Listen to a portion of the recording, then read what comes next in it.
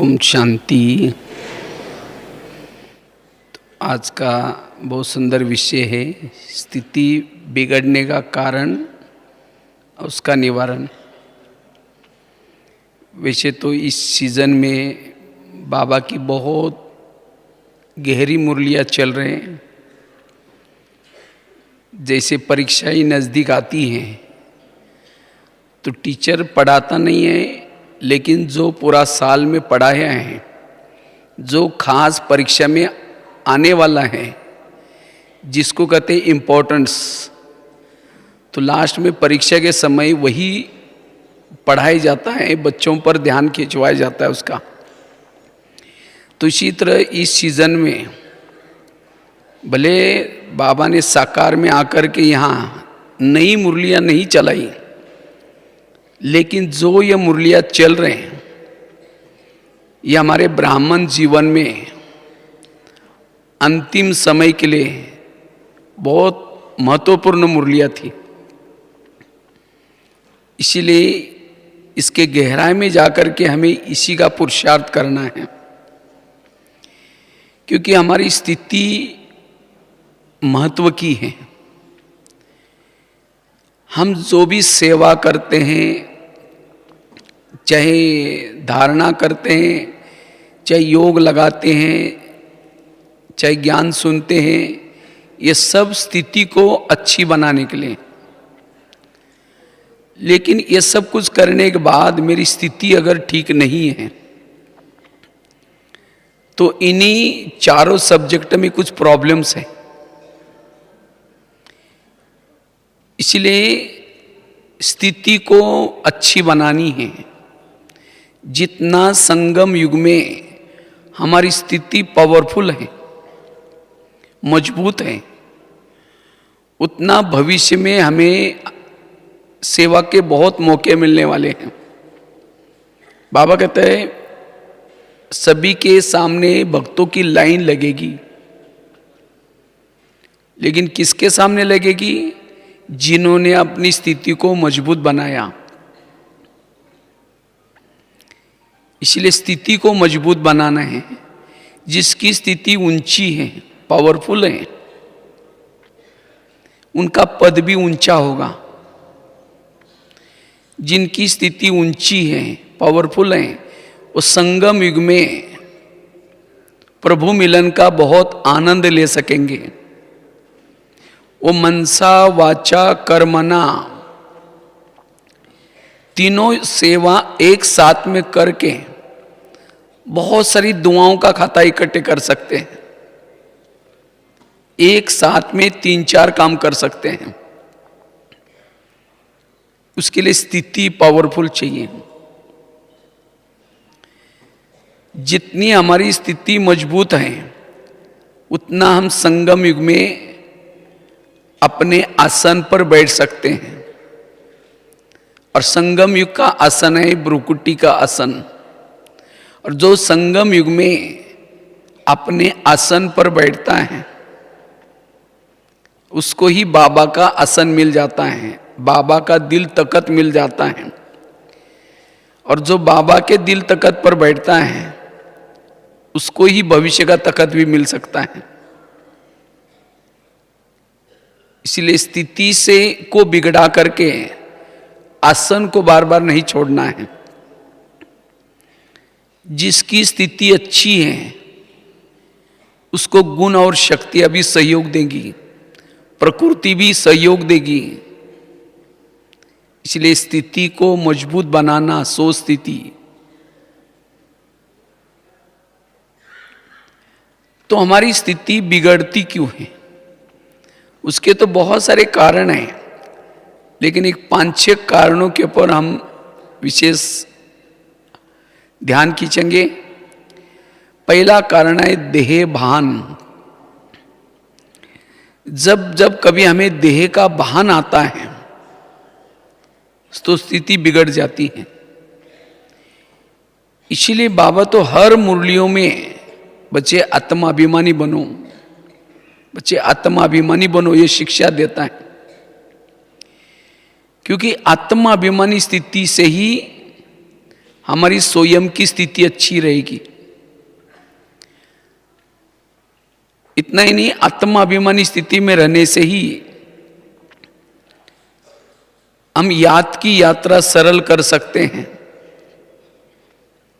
आत्माभिमानी स्थिति में रहने से ही हमें अतीन्द्रिय सुख मिल सकेगा, हम कर्म योगी बन सकेंगे। इसलिए आत्माभिमानी स्थिति में रहने से ही हमारी अवस्था बहुत अच्छी होती है, क्योंकि इस आत्मिक स्थिति में रहने से हमारे कान खुले हैं, आंखें खुली है, हम सभी को देख रहे हैं, लेकिन देखते हुए भी न देखने की अवस्था रहेगी। इतना ही नहीं, आत्माभिमानी स्थिति में रहने से किसी के भी दोष दिखाई नहीं पड़ेंगे, सब अच्छे दिखाई पड़ेंगे। वही लोग हैं जिनको हम रोज देखते हैं, जिनके साथ रहते हैं, लेकिन जब आत्मिक स्थिति में हम रहेंगे तो उनके दोष दिखाई नहीं पड़ेंगे, अवगुण दिखाई नहीं पड़ेंगे। इतना ही नहीं, मान अपमान निंदा स्तुति में अवस्था एक रस रहेगी। इसलिए इस भान में रहने से हमारी अवस्था ऑटोमेटिकली अच्छी बनेगी।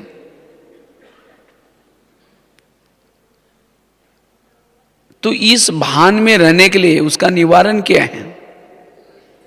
आत्मिक स्थिति में रहने के लिए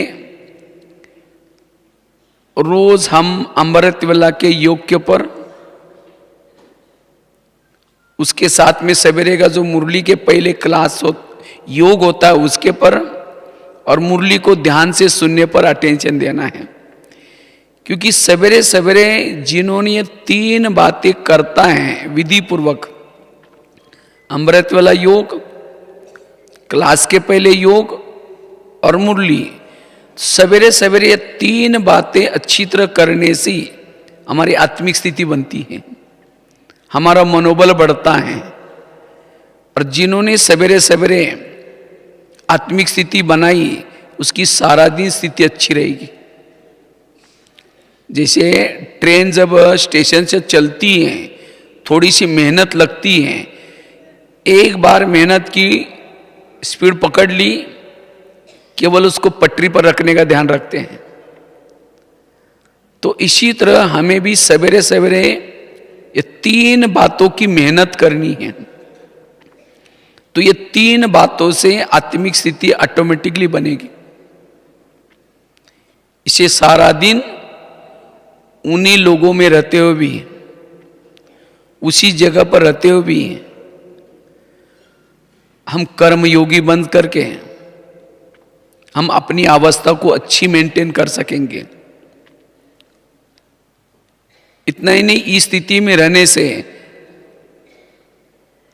हमारे अंदर ऑटोमेटिकली सहन शक्ति, धैर्यता, अंतर्मुखता, दैवी गुण, दैवी शक्ति अभी साथ रहेगी। जो आत्मिक स्वरूप में रहता है उसी को ही गुण और शक्तियां सहयोग करती हैं। देह भान में आया, गुण और शक्तियां भाग गई। इसलिए आत्मिक स्थिति में रहने का पुरुषार्थ करना है। पुरुषार्थ सहन करने का नहीं करना है, पुरुषार्थ गुणों को धारण करने का नहीं करना है। आत्माभिमानी बीज है, गुण उस आत्माभिमानी पुरुषार्थ के फल है। फलों का कभी पुरुषार्थ नहीं किया जाता है, फल बीज बोने के बाद ऑटोमेटिकली आते हैं। उस बीज को पानी देते रहेंगे तो एक दिन आएगा, उसको वृक्ष आया होगा, उसके लिए फल लगेंगे। इसी तरह आत्माभिमानी स्थिति की जो मेहनत करता है, बार बार स्मृति का पानी देता है, तो एक दिन हमारे इस पुरुषार्थ रूपी जीवन में दैवी गुणों के फल लगते रहेंगे। आज कई भाई बहन कहते मुझे सहन नहीं होता क्यों आत्मिक स्थिति नहीं है। इसलिए आत्माभिमानी स्थिति से, आत्मिक स्थिति से हमें अपनी स्थिति को सारा दिन मेंटेन करके रखना है, अपनी अवस्था को अच्छी बनानी है। थोड़ा देह भान आया, क्योंकि जहां देह का भान है वहां विकारोपी भूत रहते हैं। जैसे पहले जमाने में गांव में घरों में भूत रहते थे। क्यों? जिस घर में लाइट नहीं है वहां भूत रहता है। इसी तरह जिस शरीर में आत्मा का भान नहीं है वहां काम, क्रोध, लोभ ये भूत रहेंगे। इसीलिए आत्मा की लाइट सदा जला करके रखना है। इसे विकारों से, माया से हम बच सकते हैं। माया को भगाने का एक ही तरीका है आत्मिक स्थिति में रहना। जैसे रावण के, सीता के पास जब रावण आता है वो तिली जला करके रखती है। इसीलिए रावण के राज्य में रहते हुए भी रावण ने सीता को टच भी नहीं किया था। इसी तरह इस दुनिया में रहते हुए भी अगर माया से बचना है, विकारों से बचना है, आत्मिक स्थिति का अभ्यास, आत्माभिमानी बनने के लिए सोमानों का अभ्यास, जितना समर्थ सोचेंगे, पॉजिटिव सोचेंगे, आत्मिक स्थिति बनी रहेगी। इसीलिए बार बार बाबा कहते हैं बच्चे आत्मा हूं ये पाठ पक्का करो, आपकी स्थिति ऑटोमेटिकली अच्छी बनेगी। दूसरी चीज है, अगर हमें हमारी स्थिति जो बिगड़ती है उसका कारण है पुराने संस्कार या हमारी कोई ना कोई जन्म जन्मांतर की कमजोरी वाला संस्कार। जब हमारा पुराना संस्कार या कमजोरी हमारे जीवन में आती है तो हमारी स्थिति बिगड़ जाती है। भले हमारे पास ज्ञान के पॉइंट्स बहुत हैं, कितना भी ज्ञान है, लेकिन अगर पुराना संस्कार अभी भी है, उसके जर्मस अंदर पड़े हैं, तो स्थिति बिगाड़ देंगे। इसीलिए बाबा ने कुछ साल पहले ज्वाला स्वरूप योग के लिए कहा था। ज्वाला स्वरूप योग करके अपने पुराने कमजोरी के जर्म्स को नष्ट कर दो। ज्वाला स्वरूप योग। अगर वो कमजोरी अभी भी है, वो माया के प्रवेशता का गेट बनती है। इसीलिए उस पुराने कमजोरी को ढूंढो। ऐसे ही डोंट केयर करके नहीं चलना, कोई बात नहीं, मैंने ज्ञान में आने के बाद ये छोड़ा, बस वो एक कमजोरी रही है, वो तो निकल जाएगी, निकलेगी नहीं और ये आगे चल करके बढ़ती जानी है। इसीलिए खास उस कमजोरी को ढूंढना है, मेरी बीमारी क्या है, और उसी बीमारी का इलाज करना है। इसलिए अपनी कमजोरी को ढूंढना, उस पुराने संस्कार को ढूंढना और उसके ऊपर फोकस करना है। जब बाबा की मुरली चलती है तो उस मुरली में मेरे अंदर की कमजोरी के लिए आज बाबा ने कौन सा पॉइंट दिया उसको नोट करना और सारा दिन उसको याद रखना। जैसे हॉस्पिटल में जाते हैं तो डॉक्टर से कौन सी दवाई लेते हैं, जो बीमारी है उसकी दवाई लेते हैं। बीमारी कुछ अलग है, दवाई कुछ अलग ले लिया, उसका फर्क नहीं पड़ेगा। इसी तरह बाबा की मुरली भी एक प्रकार की डिस्पेंसरी है। इसके अंदर काम, क्रोध, लोभ, मोह सारे विकारों की टैबलेट्स मिलती हैं।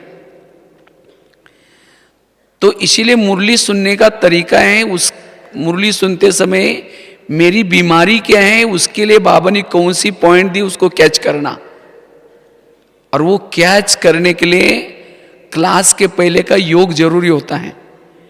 जो क्लास के पहले योग नहीं करता वो पॉइंट को कैच नहीं कर सकता हूं। इसलिए मुरली को ध्यान से सुन करके उस कमजोरी को अप्लाई करना, उस कमजोरी के बारे में बाबा को भी सुनाऊं। अगर कमजोरी रही है तो बाबा को सुनाऊं।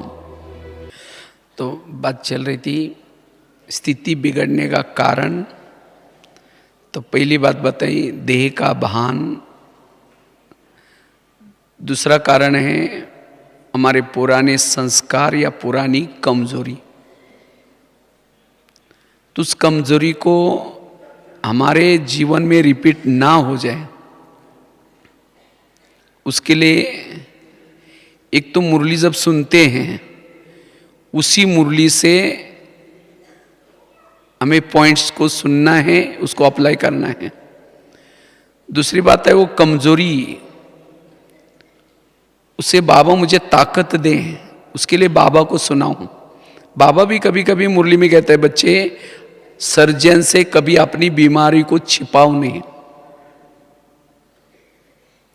जैसे स्कूल में कोई डॉक्टर होते हैं, डॉक्टर के पास जाते हैं तो डॉक्टर पूछते हैं आप किसी लिए आए, क्या प्रॉब्लम है। उस समय पेशेंट डॉक्टर को बताता है मेरा ये प्रॉब्लम है।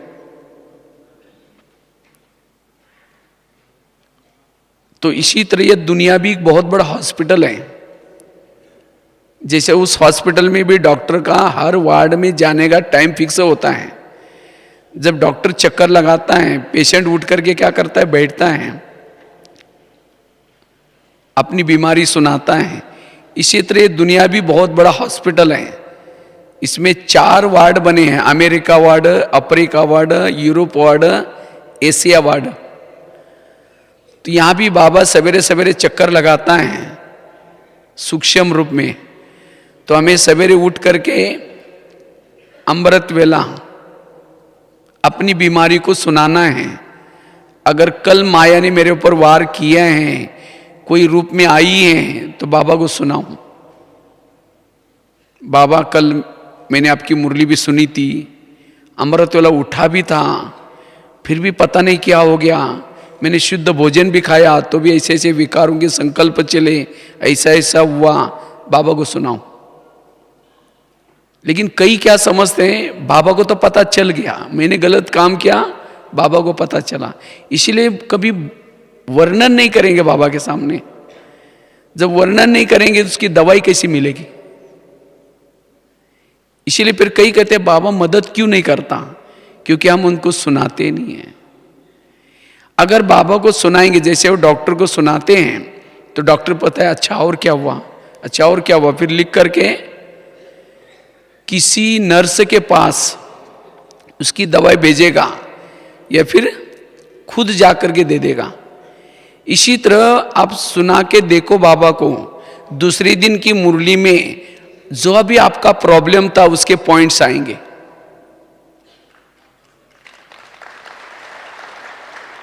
इसलिए हमें सुनाना जरूरी है।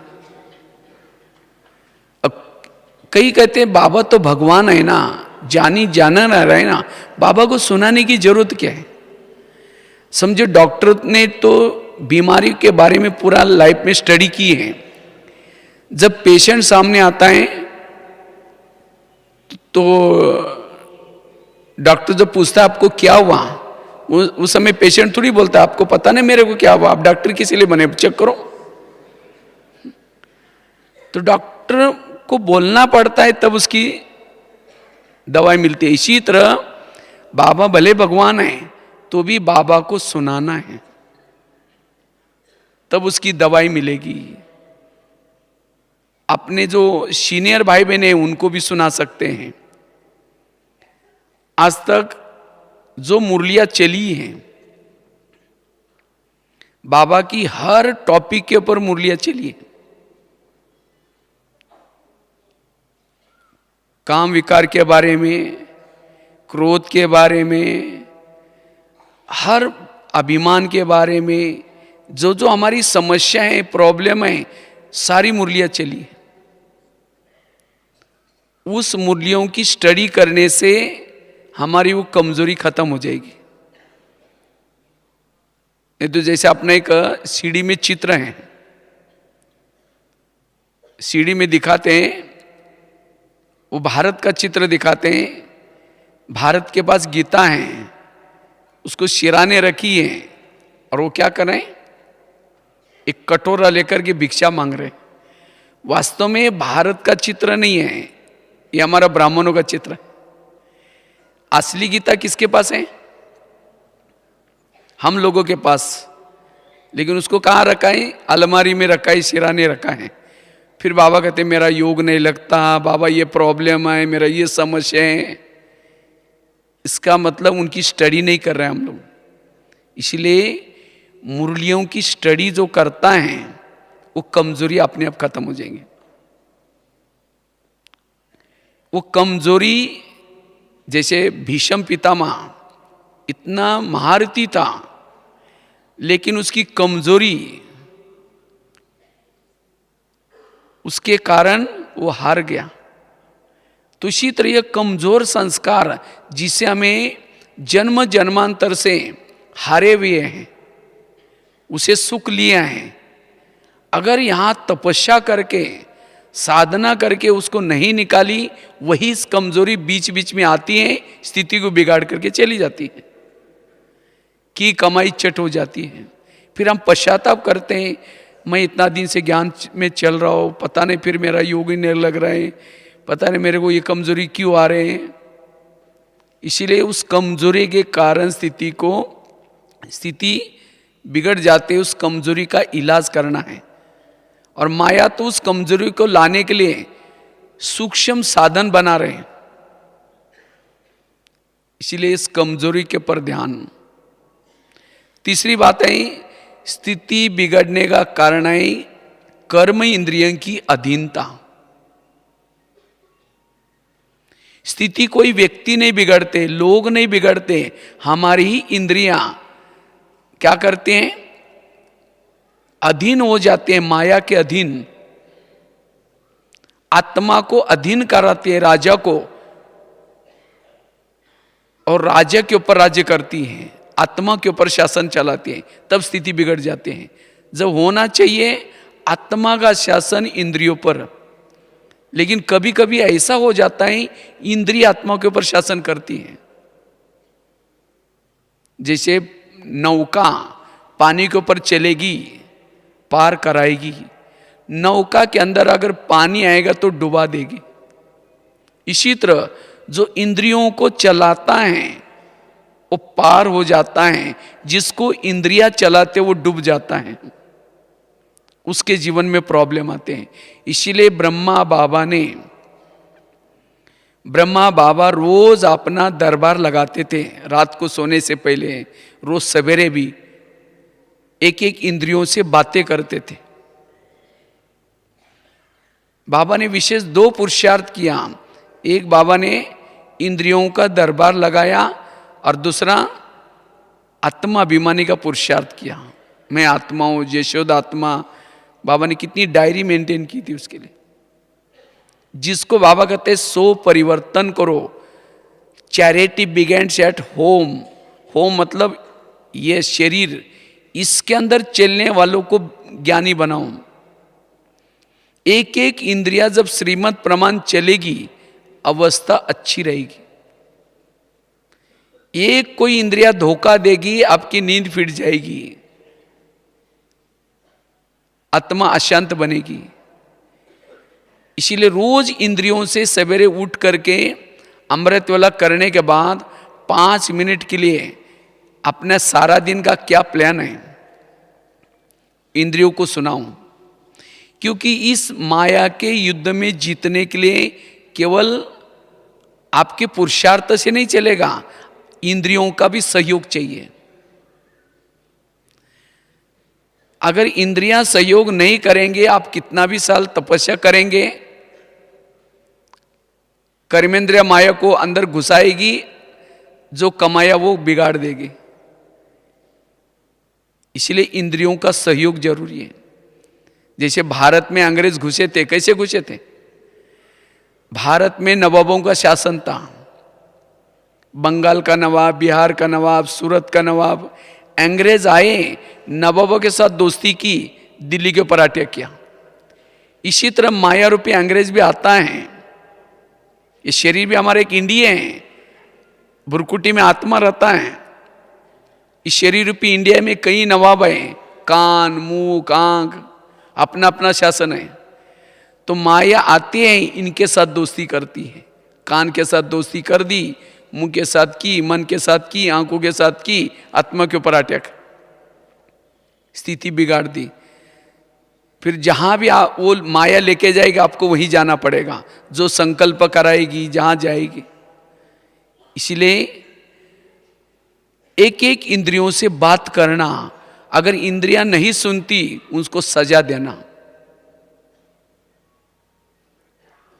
और जिसकी इंद्रियां रोज हाजी करके कहना मानती हैं, वो निर्विघ्न है, उसके जीवन में कोई प्रॉब्लम नहीं है। इसलिए स्वराज्य अधिकारी स्थिति, जितना इसको निर्विघ्न रखेंगे, आपका सारा दिन निर्विघ्न जाएगा। इसमें प्रॉब्लम आए, बाहर भी प्रॉब्लम आएंगे। स्वराज्य अधिकारी स्थिति। इसलिए रोज एक एक कर्मेंद्रिय से सवेरे बात करना, फिर रात को सोने समय कौन सी कर्मेंद्रिय ने धोखा दिया, वो चेक करना। और जो ऐसा रोज दरबार लगाता है, उसकी स्थिति अच्छी बनेगी। स्थिति बिगड़ने का कारण है कर्म इंद्रिय की अधीनता। चौथी बात है, हमारी स्थिति बिगड़ती क्यों है? जिन लोगों के बीच में हम रहते हैं, चाहे पड़ोसी हैं, चाहे बच्चे हैं, चाहे पति हैं, किसी की पत्नी है, सास हैं, कभी कभी वो हमारे लिए विघ्न डालते हैं, समस्या निर्माण करते हैं। हमारा कहना नहीं मानेंगे या हमें कोई विघ्न डालेंगे, तब कभी मन में आता है, ये मेरे साथ ऐसा क्यों करते हैं? उसके कारण भी कभी कभी हमारी स्थिति बिगड़ जाती है। फिर हम उनका चिंतन करेंगे, औरों को सुनाएंगे, भावनाएं बिगाड़ देंगे। वास्तव में हमारे आसपास के जितने लोग हैं, ये हमारे ही कोई ना कोई पिछले जन्मों के कर्मों को चुक्त करने वाले लोग हैं। कोई हमें देने के लिए आए, कोई हमारे से लेने के लिए आए। कभी कभी हम इनको भूल जाते हैं। कभी हम सोचते हैं कि मैं इसके रास्ते में कभी जाता नहीं, मैंने कभी इसका बिगाड़ा नहीं, फिर भी ये मेरे साथ ऐसा क्यों करता है? ये क्यों का जवाब है पिछले जन्मों के हमारे कार्मिक अकाउंट। अगर आपका और उसका पिछले जन्म दिखाए जाए, आपने उसके साथ क्या किया क्या था, फिर आपको ही लगेगा अच्छा मैंने भी ऐसा किया। इसलिए कभी कभी हम ऊपर भी देख करके कहते हैं, भगवान तुमने भी आंखें बंद किया कि मेरे साथ क्या हो रहा है। ये ज्ञानी होने के बाद भी मेरे साथ ऐसा करता है, और उसके कारण फिर हमें स्थिति को बिगाड़ देते हैं, भावनाएं बिगाड़ देते हैं। दुआओं के बजाय कभी कहते हैं इसको कैसे दुआएं दे, इसने मेरे साथ ऐसा किया है तो कैसे दुआएं दे। इससे दूसरों का भी टाइम वेस्ट करते हैं, स्वयं का मन विचलित हो जाता है। योग कहाँ लगेगा? योग में बैठेंगे तो वही सारा दिन का रामायण महाभारत याद आता है। तो इसलिए कार्मिक अकाउंट को याद रखना। हो सकता है ये सहन करने से भी मेरे आपस के हिसाब किताब चुकत होंगे। जितना मुझे कुछ बोलेगा कोई, किसी ने ऐसा वैसा व्यवहार किया, इसका बहुत दिन का कार्मिक अकाउंट बाकी था, आज पूरा हो गया। स्वयं को डिस्टर्ब नहीं करना है, अपनी स्थिति को डिस्टर्ब नहीं करना है। कार्मिक अकाउंट, उसके लिए बाबा ने भी कितना ज्ञान दिया है। ऐसे परिस्थिति में निगेटिव को क्या बना दो? पॉजिटिव। अगर किसी ने आपका परचिंतन भी किया, पता चला, पॉजिटिव बनाओ। इन्होंने परचिंतन नहीं किया, मेरा कीर्तन भजन गाया। जो संगम युग में आपका परचिंतन करेगा तो दोपहर में आपके मंदिर के सामने आकर के ढोल बजा बजा करके कीर्तन भजन गाएगा। तो अच्छा है ना, संगम युग में कोई फूल डालने वाला भी चाहिए, कीर्तन भजन करने वाला भी चाहिए।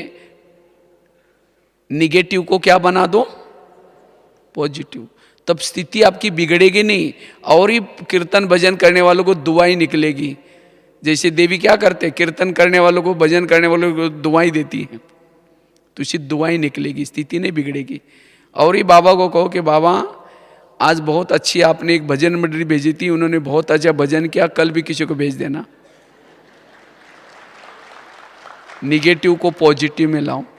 तो ऐसे सारा दिन अगर कुछ होता भी है, बाबा ने भी किया ना, बाबा को कितनी गाली दी, हे भगवान तुम कुत्ते में है, बिल्ली में है, टिक्कर में है, फित्तर में है, तो बाबा ने क्या समझा, ये मेरा भजन करते, गायन करते हैं। वास्तव में दे रहे थे गाली, लेकिन निगेटिव को पॉजिटिव बनाया। इसीलिए अपनी स्थिति को नहीं बिगाड़ना है।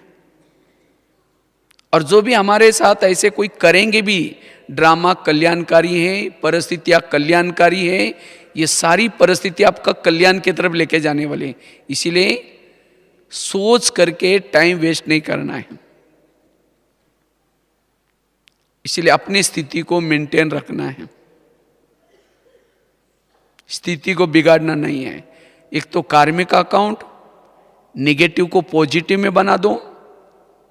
जैसे भजन कीर्तन में क्या होते हैं, 2-4 जन इकट्ठे होते हैं, एक जन ताल बजाता है, एक जन गाता है, 2-4 जन सुनते हैं, एक जन ढोल बजाता है। इसी तरह अगर आपका कोई परचिंतन करता भी है, उसमें 2-4 जन इकट्ठे होते हैं, कहता वो है ही ऐसा, दूसरा कहेगा हाँ मेरे साथ भी ऐसा किया। जो यहां कहेगा कि वो है ही ऐसा, वो दोपहर में मंदिर के सामने आकर के क्या बोलेगा, हे देवी तुम बड़ी महान हो। जिसने हाँ में हाँ मिलाया वो ढोल बजाएगा, कोई ताल बजाएगा। जिन्होंने कुछ सुना नहीं था, बोला नहीं, लेकिन वो भजन सुनने में शामिल हो गया, आपका परचिंतन सुनने में, भावना बिगाड़ दी।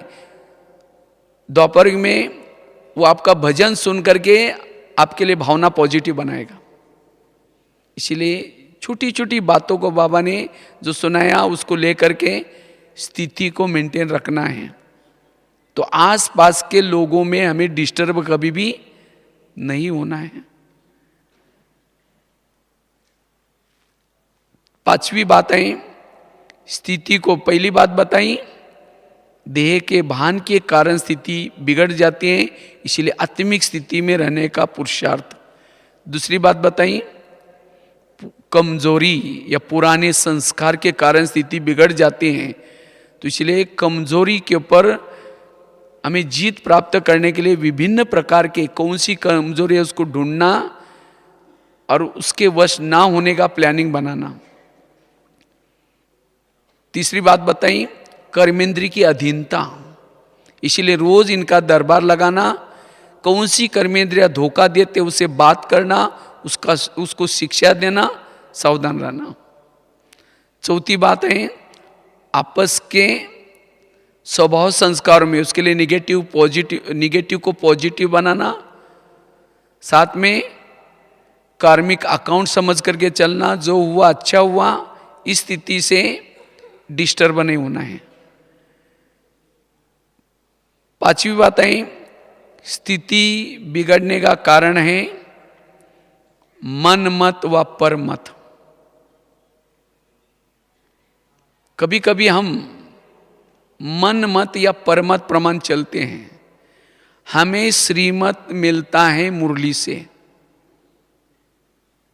अगर जो भी श्रीमत के आधार से जो चलता है उसका जिम्मेवार बाबा है, और जो मनमत प्रमाण चलता है या परमत प्रमाण चलता है उसका जिम्मेवार वो खुद है। इसलिए हमें कोशिश करके बाबा के मुरली के तरफ प्रभावित होना है, किसी के भी व्यक्ति के तरफ प्रभावित नहीं होना है।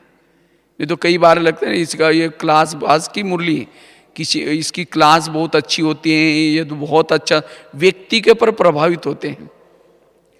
व्यक्ति के प्रभावित होने वाले उस व्यक्ति के भगत बन जाएंगे, और बाबा के मुरली के तरफ प्रभावित होकर के बाबा का बनने वाले बाबा के भगत बनेंगे। इसीलिए हमें मुरली का आधार लेना है, श्रीमत का आधार लेना है, मन मत और परमत नहीं लेना है। अगर मन मत करेंगे, परमत प्रमाण चलेंगे तो स्थिति बिगड़ जाएगी और ही प्रॉब्लम आएंगे। इसलिए रोज की मुरली को सुन करके उसमें से एक पॉइंट लेकर के भी को करेंगे, उसका जिम्मेवार बाबा, वो आपको ठीक कर देगा। जैसे कोई एक चीज है जिसको टच करने से दूसरी चीज सोना बन जाती है, तो हम प्रभावित किसके तरफ होंगे? जिसको टच करने से वो सोना हो जाते हैं उसके तरफ प्रभावित होंगे। तो आज वास्तव में जितने भी महारथी बने, दादियाँ बनी, जो भी जितने भी लोग बने, किसे बने? मुरली से। तो हमें मुरली के तरफ प्रभावित होना है और किसी व्यक्ति के तरफ प्रभावित नहीं होना है। और जो मुरली के तरफ प्रभावित होता है उसकी स्थिति ऑटोमेटिकली अच्छी बनेगी। कोई एक पॉइंट लेकर के उसके गहराई में जाना है, उसको कहते हैं श्रीमत।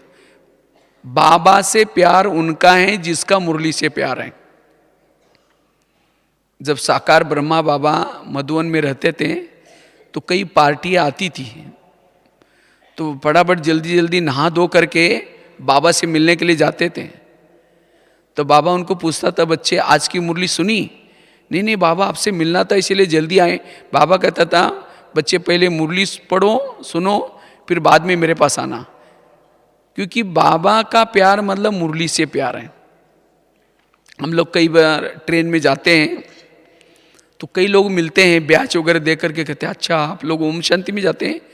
बोले हम भी जुड़े हैं ब्रह्मा कुमारी से, हम भी ओम शांति में जाते हैं, हम भी मानते हैं। हमने कहा आप रोज मुरली सुनते हैं? नहीं नहीं मुरली नहीं सुनते हैं, लेकिन ब्रह्मा कुमारी को मानते हैं।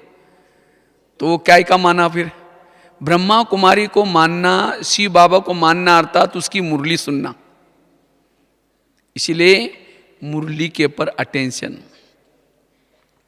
तो जितना मुरली के श्रीमत प्रमाण चलेंगे, केवल मुरली सुनना ये अलग बात है। मुरली सुन करके सारा दिन उसको प्रैक्टिकल में लाना तब मुरली के मार्ग मिल जाते हैं। आज कईयों को लगता है हम तो सारे श्रीमत फॉलो करते हैं, अमृत वाला करते हैं, क्लास की मुरली सुनते हैं, बाहर का भोजन नहीं खाते हैं, सब कुछ करते हैं, लेकिन नहीं, एक एक कर्म वो अमृत वाला की थी, वो कैसी की थी, कैसी की थी? उस समय उठे तो सही, उठ करके दीवार के सहारे बैठे, मुंह खुला है, आंखें बंद है। अब लगता है मेरी अमृतवेला हो गई। अब कई कई तो यहाँ भी हम लोग देखते हैं, कई लोग अमृतवेला करने के बाद भी यहाँ ही सो जाते हैं। लोग नहा धो करके वापिस आए, यहीं बैठा हुआ है। अगर उसको उठाएंगे ना, वो कहेगा और 10 मिनट योग करके फिर जाऊंगा। और उसको क्या समझते हैं, हमारे अमृतवेला हो गई, लेकिन कैसी हो गई? उस समय आंखें खुली है, बुद्धि रूपी आंख खुली है, सामने बाबा को देख रहे हैं। ऐसे विधि से करना, तब जाकर के उससे आनंद मिलेगा। मुरली तो सुनी, लेकिन क्लास के पहले योग नहीं किया, फिर सुनी तो सुनी, मोबाइल में व्हाट्सएप में कहीं सुन ली, उसके बाद फिर सारा दिन किया ही नहीं किया, मुरली के मार्ग नहीं मिलते। इसलिए हर कर्म विधि पूर्वक, इसको कहते हैं श्रीमत। और जितना हम श्रीमत प्रमाण चलते हैं, हमारी अवस्था ऑटोमेटिकली अच्छी बनेगी। तो श्रीमत का पालन, मुरली के तरफ हमें आकर्षित होना है। और बाबा तो कहते हैं बच्चे आगे चल करके ऐसी ऐसी माया आएंगी। दुनिया में तो बहुत ज्ञान है, लेकिन उस ज्ञान से कल्याण किसी का भी नहीं हुआ। इसीलिए मुरलियों के तरफ हमें आकर्षित होना है, इससे हमारी अवस्था मजबूत बनती है। मुरली अर्थात श्रीमत, श्रीमत के अंदर माया कभी आ नहीं सकती। अगर माया आती है मतलब हम श्रीमत को अच्छी तरह नहीं समझे हैं, उसमें कुछ मन मत मिक्स हुआ है, या किसी व्यक्ति का मन मत मिक्स हुआ है। लास्ट की बात है, अगर अवस्था को अच्छी बनानी है, अवस्था बिगड़ते हैं अभिमान के कारण। कभी कभी हम ज्ञान में चलते चलते हैं, हमारे अंदर कोई विशेषता आती है, हम यज्ञ के नज़दीक आते हैं, हम कुछ सहयोग करते हैं सेंटर पर मधुवन में, तो कभी कभी उस कर्तापन का भान आता है और उसके कारण फिर उस कर्तापन के भान अनुसार किसी ने हमको रिगार्ड नहीं दिया, रिस्पेक्ट नहीं दिया, पूछा नहीं, तो हमारी स्थिति बिगड़ जाती है। इसीलिए वैसे तो कहते हैं विद्या विनयन शोभते, विद्या आने के बाद विनम्रता आनी चाहिए। लेकिन कभी कभी हम ज्ञान में चलते चलते अगर अभिमान आया, स्थिति बिगड़ गई। कभी कभी बाबा मुरली में कहते हैं मेरे अच्छे अच्छे बच्चे थे, बहुत अच्छे थे, ज्ञान योग करते थे, सेवाएं बहुत करते थे, लेकिन आज वो है ही नहीं, चले गए। कहाँ चले गए, क्यों चले गए? उन्होंने उनके अंदर चलते चलते ज्ञान में कोई कलाओं का, विशेषता का अभिमान आ गया। इसीलिए अभिमान को जागृत होने नहीं देना है। अभिमान स्थिति को बिगाड़ता है। तो कैसा पता चले कि मेरे अंदर अभिमान जागृत हो रहे हैं? अगर कोई बातों में हमें अपमान की फीलिंग आती है, अरे मैंने इस सेंटर को इतना सहयोग दिया, जब बहनें आई थी तो कुछ नहीं था, मेरे कारण इतना सेंटर, और अभी देखो हमको बहनें तो पूछती ही नहीं, ये नहीं करती। ये भी क्या है? सहयोग का अभिमान। हमें किसको, बहनों को थोड़ी दिया है, हमने बाबा को दिया है, मेरा तो जमा हो गया। इसलिए निरहंकारी, जितना निरहंकारी स्थिति में रहेंगे, जो निरहंकारी अवस्था वाला, जहाँ भी बिठाओ, जो भी खिलाओ, जैसे भी रखो, मान अपमान निंदा स्तुति में भी वो समान रहता है। और जो समान रहता है उसकी अवस्था अपने आप अच्छी रहती है। जहाँ भी बिठाओ, जो भी खिलाओ, जैसे भी रखो, समान। इसीलिए निरहंकारी बनने की जरूरत है। इसलिए अभिमान, जितना सेवा करेंगे, आगे बढ़ेंगे, अभिमान और बढ़ता जाता है। इस अभिमान से बच करके रहना। और एक छोटी सी बात है, किसी के दोष देखना। अगर ब्राह्मण में ज्ञान में चलते चलते किसी के दोष देखेंगे, तब भी अवस्था बिगड़ जाएगी। इसलिए यहाँ ज्ञान में चलने के लिए हमें सदा बाबा ने जैसे सबके गुण देखे, हमें भी सभी के गुण देखनी है, विशेषता देखनी है। नहीं तो कभी कभी ज्ञान में चलते चलते जिन्होंने ये ब्राह्मण परिवार का संसार दिखाया, जिन्होंने ज्ञान दिया, कोर्स कराया, कभी कभी हम उनके दोष देखना शुरू करते हैं, उनके लिए भावनाएं निगेटिव बनाते हैं। लेकिन नहीं, अगर एक व्यक्ति के प्रति भी आपकी भावनाएं निगेटिव हैं, वृत्ति निगेटिव है, चिंतन पर चिंतन है, अवस्था बिगड़ जाएगी। इसीलिए सभी के गुण देखना, अच्छाई देखना, विशेषता देखना। विशेषता जितना देखेंगे उतना ज्ञान हमारे बुद्धि में ठहरेगा। सरस्वती माँ हंस के ऊपर बैठी है, कौवे के ऊपर नहीं बैठी। हंस अर्थात अंदर बाहर स्वच्छ। अब कई क्या करेंगे, पीछे से किसी की मिल करके ग्रुप में बुराई करेंगे, वो ऐसी है, ये है, वो है। अचानक आई कहेंगे अभी अभी ओम शांति, अभी हम आपको याद कर रहे थे, मुख में राम बगल में छुरा। ऐसे के बुद्धि में ज्ञान नहीं ठहरता, विचार सागर मंथन नहीं चलेगा, बुद्धि को ताला लग जाता है, खुशी गायब। फिर कहेंगे पहले जब हम आए थे ना, हमारी अवस्था बहुत अच्छी थी, लेकिन अब पता नहीं क्या हो गया, क्योंकि हमने एक दूसरे के दोष देखना शुरू किया। अरे ये तो पता है हमको कैसा, हर एक के अंदर की बुराई पता है। लेकिन बाबा ने इसको क्यों चुना? देवी देवता बनने के लिए चुना। भगवान कभी गलत चॉइस नहीं कर सकता।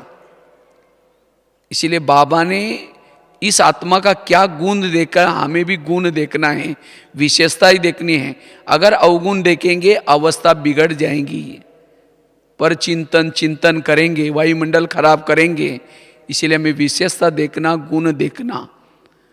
तो ये 7 बातें अवस्था को बिगाड़ती हैं, इसीलिए इस वर्ष में इन 7 बातों के ऊपर निगरानी रखनी है। एक तो पहली बात बताई, देह का भान, देह भान में नहीं आना, आत्मिक स्थिति का अभ्यास। दूसरी बात बताई, पुरानी कमजोरी, पुराने संस्कार। तीसरी बात बताई, कर्मेंद्र की अधीनता।